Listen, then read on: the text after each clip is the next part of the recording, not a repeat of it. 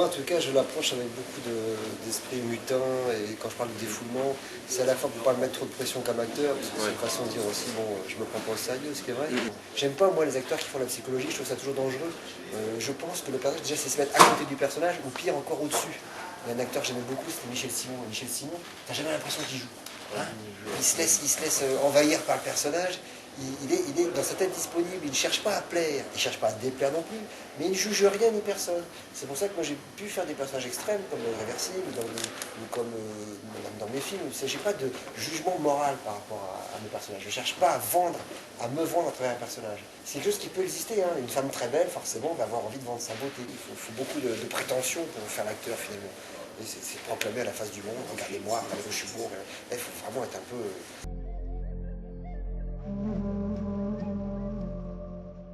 Ben, je me sens moins en concurrence avec ce que je fais. Vous voyez, si j'étais avec des gars qui disent nous aussi on fait des comédies, là j'aurais peut-être du coup tenté de donner mon mot à dire et tout.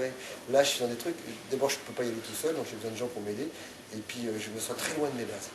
Les trucs durs, c'est quand vous faites quelque chose qui est dur. Hein. Je me rappelle d'une scène dans Irréversible, le mannequin. Mais c'est pas que c'était dur parce que je savais que ça allait être dur, c'est que c'était dur à faire dans ce lieu-là pendant 6 heures à taper sur un mannequin, ou les scènes physiques du convoyeur, ou quand moi je fais mes propres films. Tout est dur parce que j'ai la pression du plateau.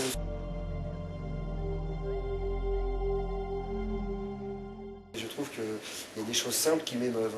Je découvre l'efficacité d'une truite sur un feu, d'une pomme de terre, d'un poney, d'un chien. Ça ne veut pas dire que moi les chiens je les fais passer par la fenêtre, des choses comme ça. Donc tout d'un coup, ce naturalisme ambiant, cette émotion diffuse, etc. J'en vois l'efficacité, mais j'avais déjà des gros soupçons avec La Maladie de Saxe, de Ville et d'autres films. Hein. Je sais que les choses simples marchent aussi. Regarde de Marie-Josée, les gros plans, il fait beaucoup de gros plans. Vous avez remarqué, ping, ça c'est pas toujours à notre avantage, surtout moi. Comme ça, là, on va grosse flaquer, comme ça. Et bien tout d'un coup, et ben, ah bah oui, c'est efficace. C'est pas des choses que je fais. Moi, je fais des gros plans. Je fais des gros plans au 18 ou au 25 mm. C'est des focales déformantes. Comme une façon de dire, allez les gars, c'est pour de rire. Vous voyez, cette pudeur-là, et ben, lui, il l'a pas forcément et c'est efficace aussi. Je un peu jusqu'à copier, mais ça me touche. Et quand ça touche, ben, ça finit par influencer forcément tôt ou tard.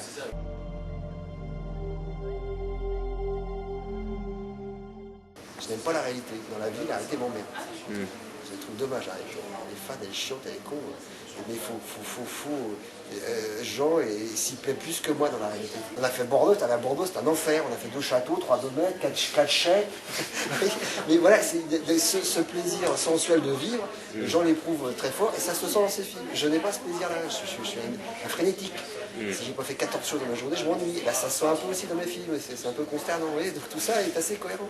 Et quand je parlais de Guillaume tout à l'heure, quand on rencontre ce mec-là, il est incroyable, il est énorme, il est tout le temps, il tape dans le dos, ses films c'est comme ça.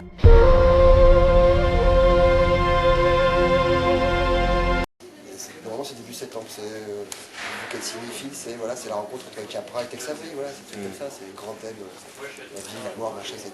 Ce que Dieu dit, c'est puis traité d'une façon que j'aime bien, voilà, qui est très gagaise, qui est un film très vilain, voilà. Je l'ai raconté à Jean, ça me fait rigoler, j'ai un spectateur.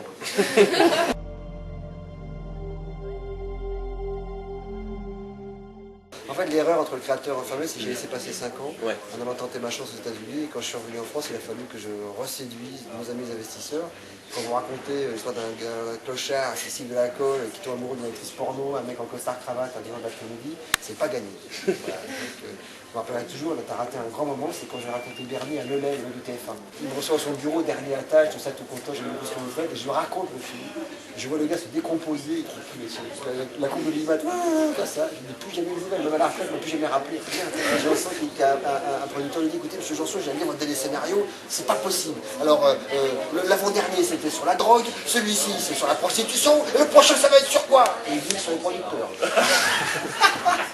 Et il se barre, voilà.